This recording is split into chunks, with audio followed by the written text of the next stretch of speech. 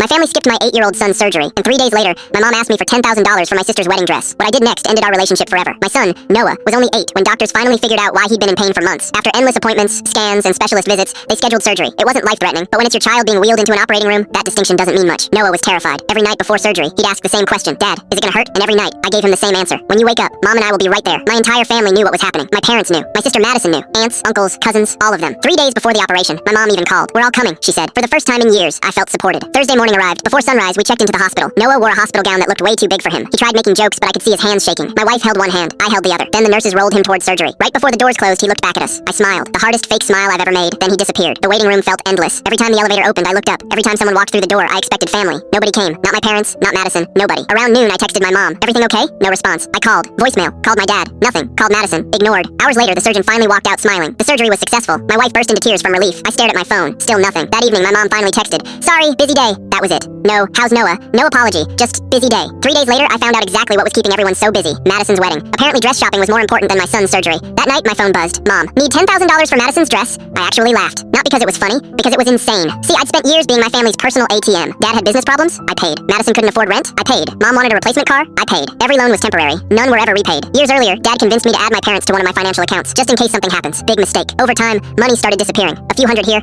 1,000 there. Always an excuse. Always an emergency. I ignored it. Until now. I looked at Mom's text again. My son had just gone through surgery. Not one person showed up. Not one person called him afterward. Yet somehow they wanted 10 grand for a wedding dress. So I opened my banking app, transferred exactly $1. Then I replied with 2 words. Buy veil. Less than 60 seconds later, chaos exploded. Mom called. Dad called. Madison called. The family group chat went nuclear. "What's wrong with you? You're embarrassing your sister." Family supports family. Funny, because family apparently doesn't support an 8-year-old in surgery. I ignored every message. Instead, I called my bank. 20 minutes later, every authorized user was removed. Checking accounts, savings, investments, everything. New passwords, new security settings, new access controls. For the first time in years, every dollar belonged to my wife, my son, and me. The next morning, Dad called from a different number. His first question wasn't about Noah. It wasn't about my family. It wasn't even about the surgery. He asked, "Why did you remove us from the accounts?" I couldn't believe it. I reminded him they skipped the hospital. There was silence. Then he said, "Madison had wedding appointments." That was his explanation. Wedding appointments. So I gave him mine. "You chose." Then I hung up. A month later, the wedding happened. We weren't invited. Not me, not my wife, not Noah. A cousin sent photos afterward. Everyone looked happy, smiling, celebrating, like we never existed. A week later, Mom texted again. "Your father says you've overreacted. Can we move on?" I never replied. That same morning, I received final confirmation from the bank. Every account secured, every connection removed, every door closed. I filed the paperwork away. Then I walked into the living room. Noah was fully recovered, arguing with my wife over what movie to watch. And in that moment, I realized something. The family I spent years trying to protect wasn't the one I was born into. It was the one sitting right in front of me. And for the first time in a very long time, that was enough.